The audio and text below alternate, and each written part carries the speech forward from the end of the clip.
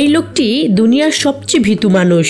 যখন সে গোসল করছিল তখন তার মন তাকে নাচতে বলে, কিন্তু তার ব্রেন ভাবে সে সাবানে পা পিছলে মারা যাবে।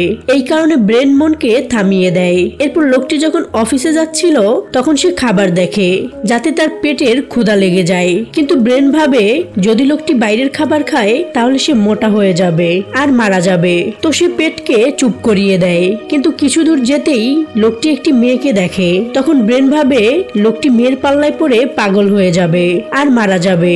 এই কারণে সে তার মনকে মেরে কাজে চলে যায় আর বাকি লোকেদের মতো বোরিং কাজ করতে থাকে। কিন্তু তখন ব্রেন দেখে তার পাশে একজন বুড়া লোক বসে আছে। তখন ব্রেন বুঝে যায় এই লোক এভাবেই বুড়া হয়ে যাবে। এদিকে মনও দুঃখী ছিল। এই কারণে ব্রেন লোকটিকে বাইরে খাবার খেতে নিয়ে যায়। এরপর ওই মেয়ের সাথে কথাও বলে যাতে তার মন খুশি হয়ে যায়। এরপরে লোকটি সমুদ্রে গোসল করে আর তার কাজও এনজয় করতে থাকে। আপনি কি আপনার কাজ এনজয় করেন? কমেন্টে জানাবেন।